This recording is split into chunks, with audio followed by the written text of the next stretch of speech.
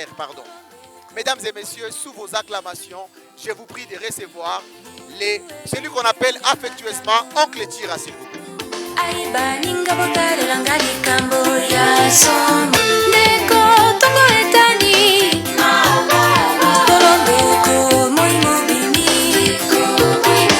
Acclamez très fort. Régisseur, donnez-moi un micro.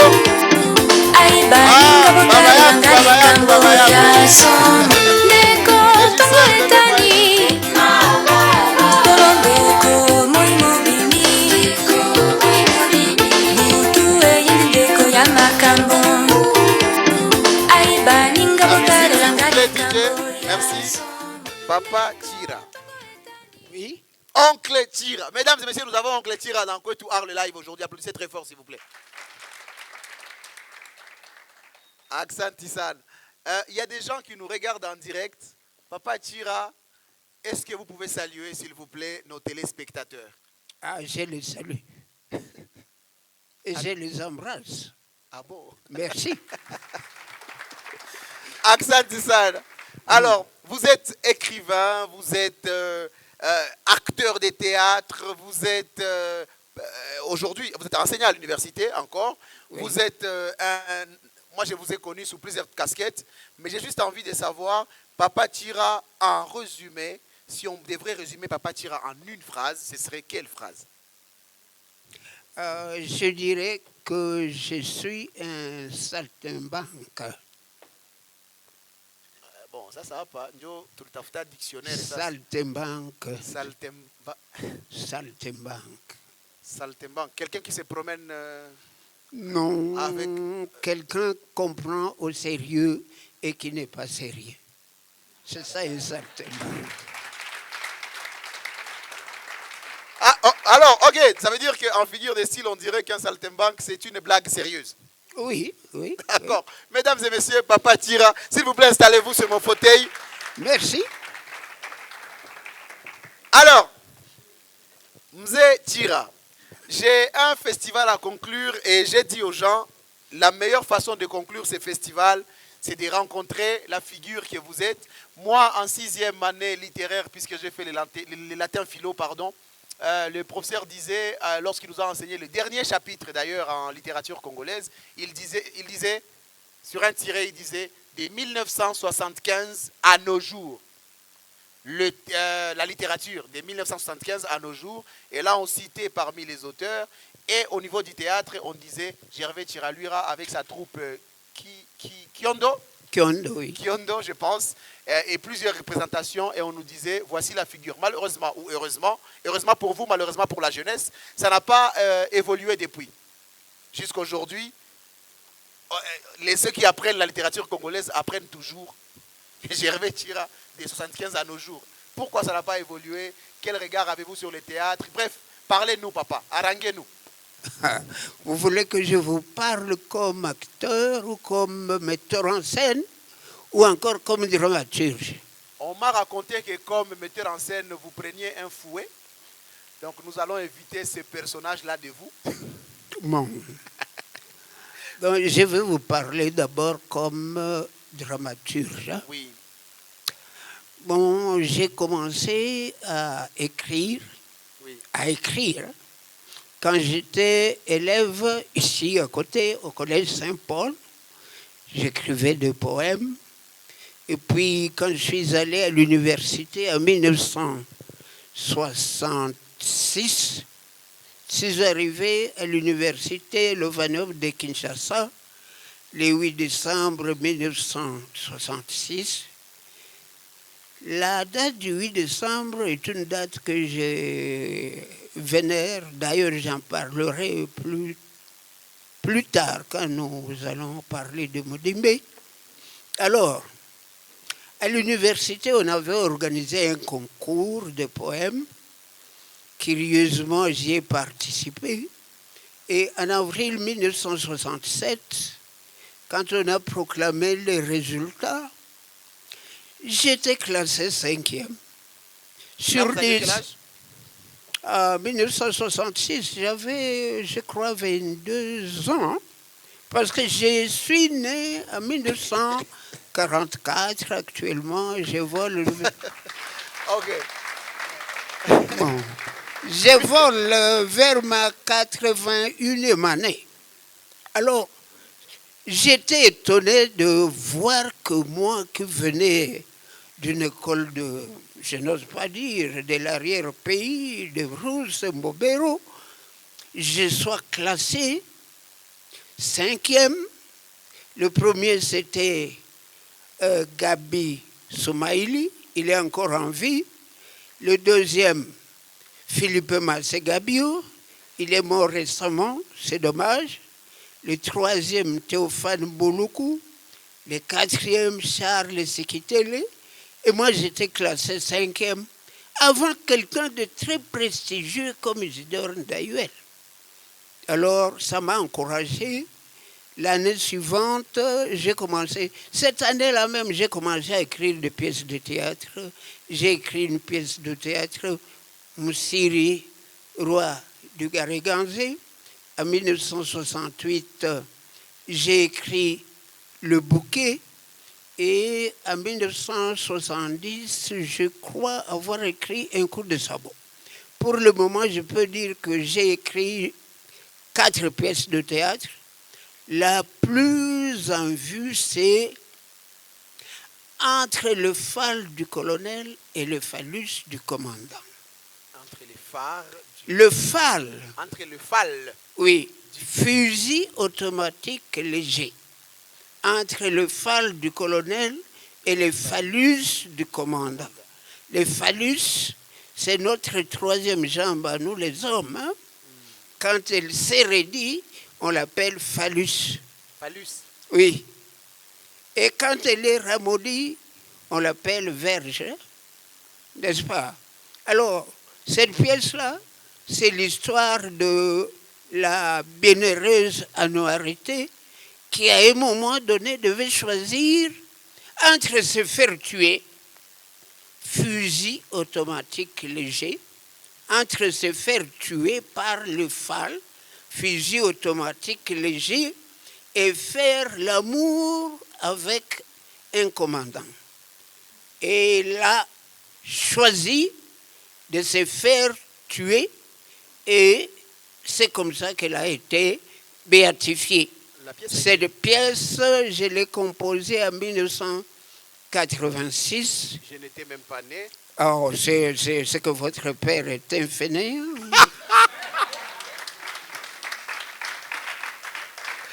Alors, cette pièce, elle a été Qu'est-ce qu'il attendait pour naître ton père? Mais attends, mais lui-même, il est né en 66. Ça veut dire qu'en 80 combien? 80 combien? En 85, 86? Ah oui? Bah, il était encore à l'école. Ok. Bon, par contre, cette pièce, moi, j'aimerais savoir, elle a été jouée pour la dernière fois quand, par exemple?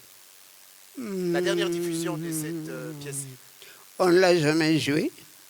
Mais il y en a qui veulent en faire un film. Nous en avons joué des extraits. Il y aura beaucoup de parties à censurer. Non, sorry. Pour le moment, elle est préfacée par Yokadem Daba. Elle sera bientôt publiée et nous l'avons présentée à Goma il y a 2 ans. Mais nous en jouons souvent des extraits, donc des séquences. Des séquences, ouais. C'est, comme on dit, le sous-titre, c'est Hydromel méphitique en 2 épisodes. Donc, si vous voulez la jouer, si vous avez un public patient, vous pouvez jouer ça en une journée. Mais si vous avez un public pressé comme la mort, vous jouez un épisode et le lendemain, vous jouez un autre épisode. C'est comme ça que je l'ai conçu. C'est un spectacle qui dure une journée alors?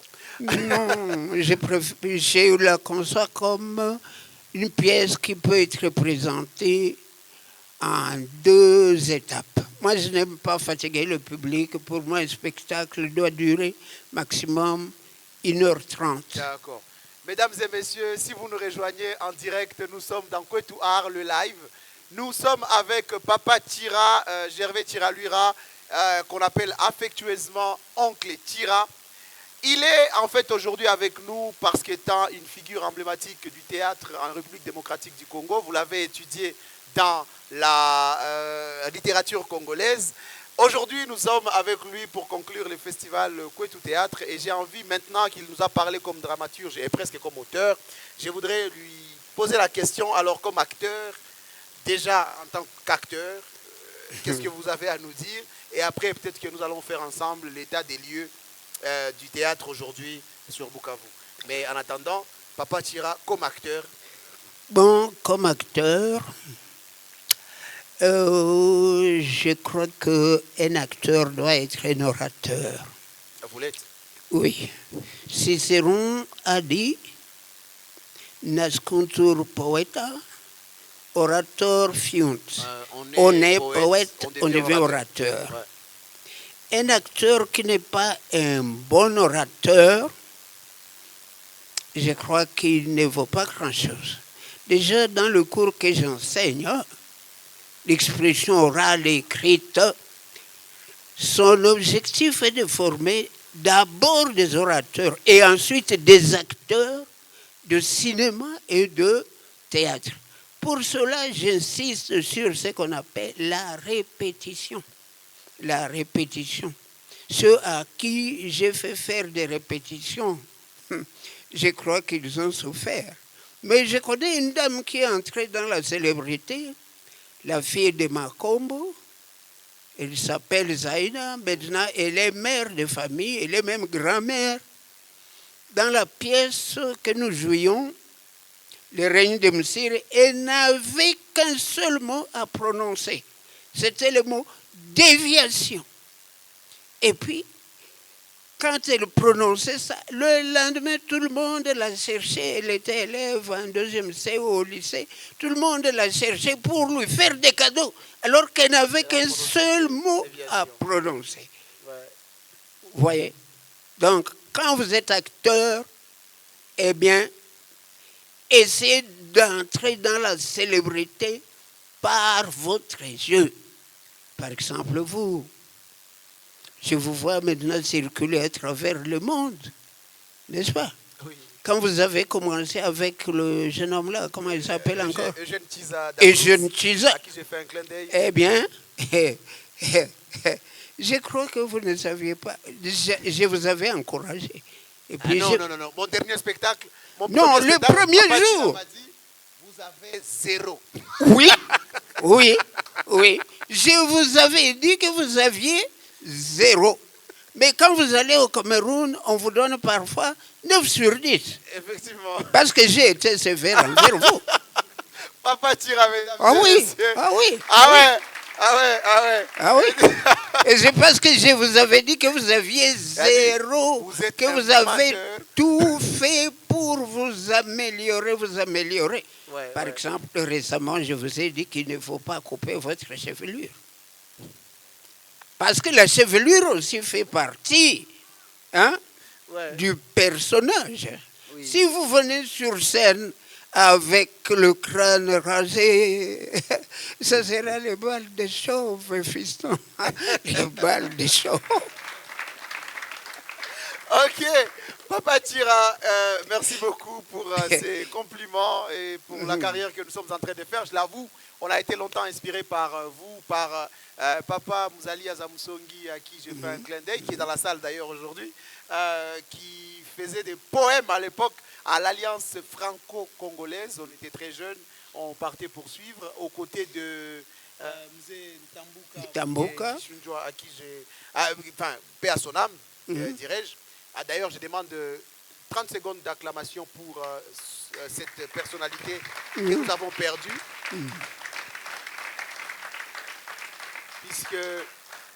Puisque pour l'artiste, on ne fait pas 1 minute de silence, mais plutôt on acclame son âme, parce que celui-ci vit parmi nous à travers ses œuvres. Alors, Papa Tchira, je voudrais savoir, pour finir cette émission, quel état des lieux vous faites du théâtre actuellement au Congo, en République démocratique du Congo, à Bukavu, si vous voulez, quel état des lieux l'on peut faire du théâtre aujourd'hui? Bon, vous avez la chance de voir que tout ce que vous jouez, même s'il s'agit d'un navet, vous pouvez garder ce qu'on appelle la vidéo. Oui. N'est-ce pas? La technologie est là pour vous immortaliser. Par conséquent, je vous invite à être sérieux, rigoureux. Chaque fois que vous produisez, ne l'embinez pas sur le moyen, soyez rigoureux, mais surtout, je vous invite à ne jamais produire de spectacles nus. Nus. C'est-à-dire? Beaucoup d'entre vous produisent des spectacles tout nus. Pas de musique, pas de bruit, pas de costume. Parfois même, les paroles sont noyées par ce qu'on appelle musique inaudible, oui. Quand nous nous sommes présentés en 1995 au Festival international de l'acteur à Kinshasa, qu'on a invité parce qu'il était entré dans la célébrité, j'avais dit au régisseur, celui que vous appelez aujourd'hui DJ, j'ai dit au régisseur de la troupe nationale de cette époque de nous donner ce qu'on appelle pénombre. Pénombre, parce qu'il y a des scènes qui doivent être éclairées par le plein feu, d'autre part la pénombre et ailleurs, obscurité totale. Alors, j'ai dit au régisseur, pénombre. Et il me répond en lingala, pénombre. Il ne savait pas c'est quoi la pénombre. Donc, jeunes gens, quand vous devez vous produire, ne vous produisez pas dans le même costume où on vous a vu. Vous suivez? La plupart d'entre vous viennent, prenons quelqu'un comme les Juifs, hein? Prenons quelqu'un comme, prenons quelqu'un comme, je ne sais pas, Mirou Mégaphone, Mirou Mégaphone. Bon, quand on lui demande de se produire, il vient tel qu'il était.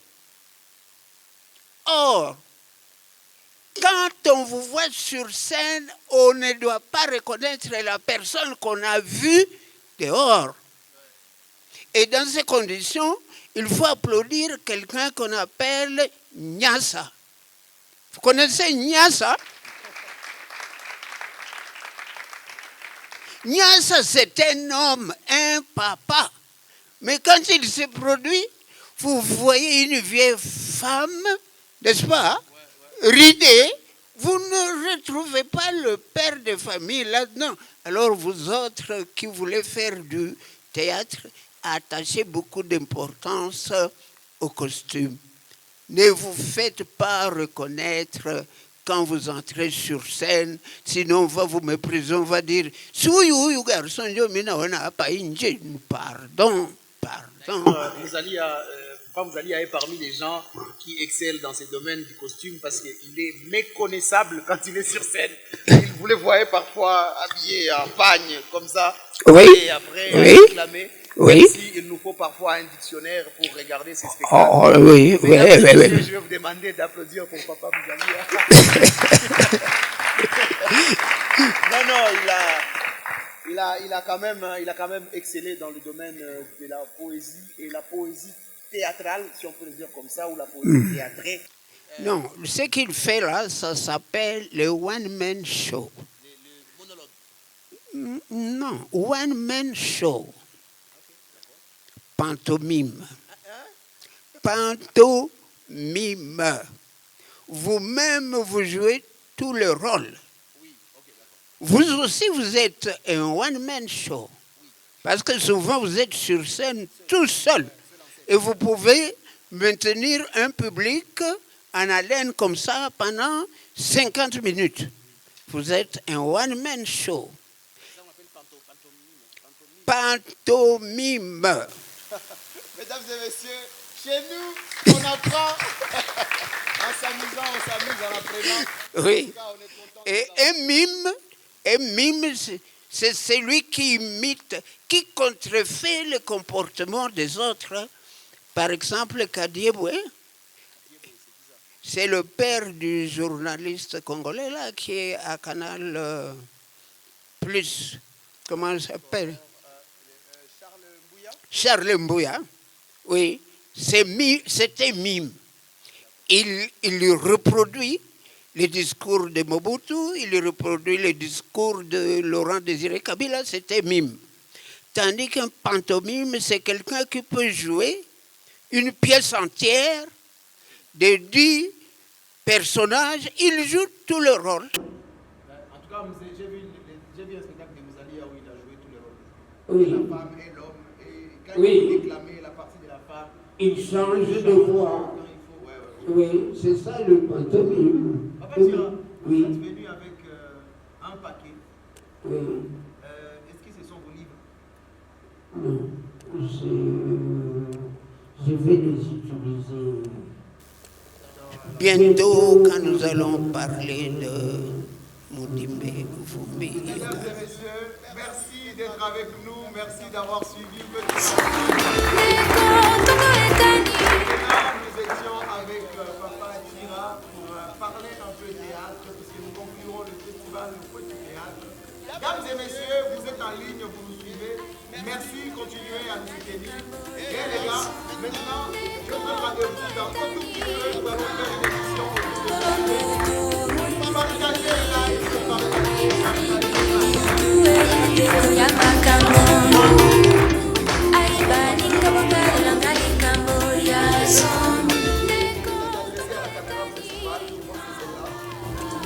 Papa Tira, s'il vous plaît. Un dernier mot à ces gens qui s'adaptent avec nous. Depuis un moment, nous ne savons plus réunir beaucoup de monde. On a réuni peu, mais on essaie de se diffuser au travers des réseaux sociaux. Un mot, un message de réconfort, même parler à nos téléspectateurs. Que puis-je leur dire? Nous, les artistes, nous sommes convaincus qu'historiquement, à partir du XXe siècle, les foules se rassemblent autour des vedettes. Et les vedettes, il y en a dans 3 domaines. Dans le domaine artistique, dans le domaine sportif et dans le domaine politique. Nous savons que ce sont actuellement les vedettes sportives qui remportent, au point que ce qu'on appelle vue. On peut dire aujourd'hui que le jeune homme là de 17 ans, Lamine Yamal, peut avoir plus de vues que Fally Ipupa, n'est-ce pas? Parce que les sportifs sont prodigués, on les montre chaque jour, n'est-ce pas? Donc, hiérarchiquement, si vous voulez entrer dans la célébrité, utilisez le sport ou l'art et quelquefois la politique. Par conséquent, nous qui sommes dans le monde artistique, nous savons que même si nous périssons, la postérité va garder un souvenir de nous. Nous ne sommes pas comme certaines gens qui traversent leur vie, comme a dit Saliste, comme des herbivores, n'est-ce pas, qui ont été créés pour brouter de l'herbe et qui meurent et plus personne ne pense à eux. Moi, je suis fier quand je clique sur mon propre nom dans Google, je trouve qu'il y a même des mensonges sur moi. On dit que je vis au Brésil, alors que je suis toujours à Bukavu, en train de labourer le champ. C'est pour ça que je dis que je suis un saltimbanque. Il y en a qui me prennent au sérieux.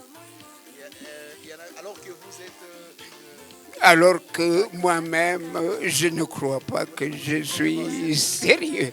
Merci, Jésus, merci.